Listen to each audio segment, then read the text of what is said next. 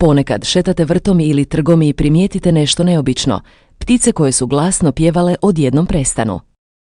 Tišina pada poput zavjese. U drugim prilikama, druga osoba prolazi istim mjestom, a ptice se čak ni ne miču, nastavljaju pjevati kao da se ništa nije dogodilo. Što se događa? Je li razlika u pticama ili u ljudima? Odgovor, koji je otkrila znanost o ponašanju životinja posljednjih desetljeća, iznenađuje. Ptice su izvanredno točni ljudski čitači. One nas procjenjuju, pamte nas i donose sofisticirane odluke na temelju onoga što nauče o nama. I sve to rade mozgom koji, u slučaju nekih vrsta, nije veći od oraha. Tišina koja vrišti. Pjev ptica nije samo glazba. Za ornitologa ili etologa, znanstvenika koji proučava ponašanje životinja, svaki triler, svaka pauza i svaki iznenadni nedostatak zvuka, poruka je puna značenja. Kada skupina ptica iznenada utihne, događa se kolektivni alarmni odgovor. U svijetu ptica, tišina može biti hitnija od bilo kojeg variska. To znači, nešto opasno je prisutno. Budite tihi. Ne privlačite pažnju. Ali što definira hoće li se osoba percipirati kao opasna ili bezopasna za pticu? Odgovor uključuje impresivan skup kognitivnih vještina koje su ptice razvile tijekom milijuna godina evolucije. One promatraju, obrađuju i klasificiraju. I to rade mnogo brže i s mnogo većom preciznošću nego što bi bilo koje ljudsko biće moglo percipirati. Kako ptice čitaju i ljude. Istraživači sa sveučilišta Nebraska u Sjedinjenim Državama proveli su klasični eksperiment koji je postao mjerilo u području ptičje kognitivne sposobnosti. Zamolili su volontere da priđu gnjezdima američkih kosova, Turdus migratorius, slijedeći specifične upute. Neki su trebali jednostavno hodati bez gledanja u gnijezdo, drugi su trebali gledati izravno u njega. Rezultat je bio jasan. Ptice su puno intenzivnije reagirale i dulje vrijeme na izravne promatrače.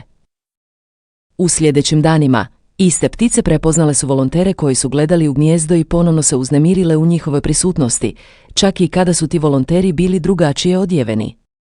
To otkriva nešto fascinantno. Ptice ne pamte odjeću. One pamte lica. U još impresivnijoj studiji, znanstvenici sa sveučilišta Washington koristili su ljudske maske za lice kako bi testirali vrane, Corvus brachiorhnos. Istraživači su koristili posebnu masku dok su hvatali i prstenovali vrane, stresan postupak. Mjesecima kasnije, kada su se ovi istraživači vratili na kampus s istom maskom, uhvaćene vrane odmah su ispustile alarmne zvukove i spustile se prema njima. Vrane koje nikada nisu bile uhvaćene, ali su bile u istom okruženju, naučile su prepoznati i reagirati na masku putem socijalnog promatranja, fenomen koji se naziva kulturno učenje. Što ptice otkrivaju o vama? Kada ptica utihne u vašoj prisutnosti, vjerojatno je otkrila jedan ili više sljedećih signala. Prvi smjer pogleda.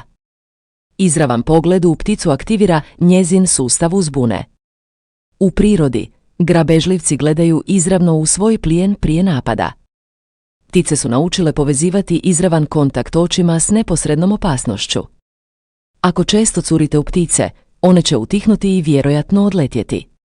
Drugo, držanje i hod. Napeti, brzi ili nepravilni pokreti pokreću alarme. Osoba koja hoda ukočeno, teškim, naglim koracima, signalizira nepredvidljivost. Suprotno tome, spor hod, s mekim koracima i opuštenim držanjem, signalizira da nema namjere loviti. Treća, učestalost posjeta i dosljedno ponašanje. Ptice koje nastanjuju fiksni okoliš, vrt, park, ulicu s drvoredom, uče obrasce kretanja ljudi koji posjećuju taj prostor. Osoba koja svaki dan prolazi istim mjestom, uvijek na isti način, postaje predvidljiva. A predvidljivo, za pticu, znači sigurno. Četvrti, ton i jačina glasa. Glasni, visoki zvukovi izazivaju alarmne reakcije kod mnogih vrsta. Govor tihim glasom ili šaputanje obično ne uznemiruje ptice. Glasno vikanje ili smijeh u okruženju s pticama brzo će ih utišati. Peti, miris i disanje. Iako ptice imaju relativno slab njuh u usporedbi sa sisavcima, Neke studije sugeriraju da se suptilne varijacije u disanju, brže i intenzivnije kod anksioznih ljudi, mogu otkriti na vrlo kratkim udaljenostima. Zanimljivo je da se ljudska anksioznost može prenijeti na ptice. Crvendač i nepokolebljivo pamćenje. Među svim pričama o ptičjoj spoznaji, ona o crvendaču, Eritacus rubecula, jedna je od najdirljivijih. Crvendač je mala ptica s tim nepogrešivim narančastim prsima i tamnim, izražajnim očima.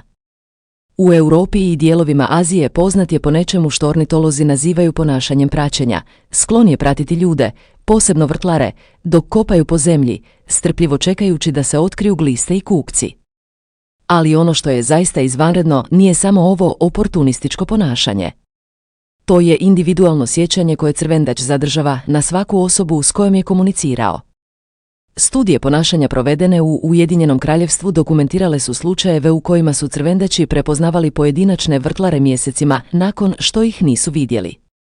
Za razliku od mnogih vrsta koje generički povezuju ljude, čini se da ova ptica gradi internu datoteku svake osobe, katalogizirajući izgled, ponašanje i, što je ključno, je li ju ta osoba hranila ili ponudila bilo kakvu korist. Istraživači koji su proučavali kognitivne sposobnosti ovih ptica pretpostavljaju da koriste oblike epizodnog pamćenja, sposobnost pamćenja ne samo što, već i tko, kada i gdje. Dugo se vjerovalo da je ta sposobnost isključivo svojstvena ljudima i nekim primatima. Ptice su nas i iznenadile. Zašto hranjenje ptice stvara trajnu vezu? Kada redovito hranite riđogrudogoluba ili bilo koju pticu koja nastanjuje određeni teritorij, ne samo da osiguravate kalorije. U memorijski sustav te ptice unosite svoje lice, silitu i miris kao pouzdan resurs. S evolucijskog stajališta, identificiranje i pamćenje pouzdanih izvora hrane jedna je od najvrijednijih vještina koje životinja može imati. Ptice koje žive u okruženjima s oštrim zimama ovise o toj sposobnosti preživljavanja. Sjećanje gdje je bila laka hrana i tko ju je ponudio, može biti razlika između smrzavanja i preživljavanja sezone s dovoljno energije. Istraživanje s crnoglavim sjenama, Poecile atricapilus, sjevernoameričkom vrstom i iz porodice sjenica, pokazalo je da ove ptice mogu pamtiti lokaciju stotina zaliha hrane tjednima. Hipokampus ovih ptica, područje mozga povezano s prostornim pamćenjem, doslovno raste tijekom jeseni, kada je potreba za pohranjivanjem i pamćenjem hrane najveća. Zatim se ljeti smanjuje. Biologija se rekonfigurira za pamćenje. U slučaju riđogrudogoluba, pamćenje nije prostorno, već društveno. Organizirano je oko ljudskih lica i ponašanja. Jednom kada uđete u katalog povjerenja i ovih ptica, ostajete tamo jako dugo. Inteligencija bez moždane kore. Jedan od razloga zašto je znanost toliko dugo ozbiljno shvaćala ptičju kognitivnu funkciju jest anatomska pristranost. Ptice nemaju moždanu koru u sisavčevom smislu te riječi. Desetljećima su znanstvenici vjerovali da je korteks jedini mogući supstrat za napredne kognitivne funkcije. Danas znamo da je to bilo pogrešno. Ptice posjeduju područje mozga zvano palii, koje, iako se strukturno razlikuje od kore sisavaca, obavlja ekvivalentne funkcije. Neuroimaginške studije na vranima, porodici koja uključuje vrane, čavke i šojke, otkrile su da te ptice obrađuju složene kognitivne probleme koristeći neuronske mreže koje su organizirane konvergentno s onima primata. Različite arhitekture, isti rezultati. To znači da inteligencija nije izum sisavaca. Nastala je barem 2 puta u evoluciji, jednom kod sisavaca i jednom kod ptica, kao rješenje za iste ekološke izazove, predviđanje ponašanja drugih životinja, pamćenje resursa i donošenje fleksibilnih odluka suočenih s novim situacijama. Što nam ovo govori o nama samima? Postoji nešto duboko ponizno, u najboljem smislu, u otkriću da nas ptica promatra, procjenjuje i formira mišljenja o tome tko smo. Većinu vremena životinje smatramo reaktivnima, stvorenjima koja automatski reagiraju na podražaje, bez razmišljanja ili prosuđivanja. Ali istraživanje ponašanja ptica predstavlja nam sasvim drugačiju sliku. Ptice ne reagiraju samo na ono što radimo sada, one to uspoređuju s onim što smo radili prije. One nas smještaju u kontekst povijesti i očekivanja. U određenom smislu, one nas prosuđuju. A kriterij je jednostavan, izravan i univerzalan, jeste li predvidljivi? Jeste li ikada bili velikodušni? Predstavljate li opasnost ili resurs? Ljudi koji hodaju polako, koji govore tiho, koji ne gestikuliraju naglo i koji često nude mrvice ili sjemenke, s vremenom grade reputaciju u svijetu ptica. Ptice ne utihnu u njihovoj blizini, naprotiv, ponekad im se približe. Ljudi koji su napeti, nepredvidljivi, bučni ili koji izravno i intenzivno gledaju u ptice kategoriziraju se kao prijetnje. Iznenadna tišina je, u tim slučajevima, najrječitiji jezik koji ptice znaju. Zaključak. Tišina je poruka. Sljedeći put kada budete u vrtu i primijetite da ptice odjednom prestanu pjevati, shvatite da to nije slučajnost. To je komunikacija. To je procjena.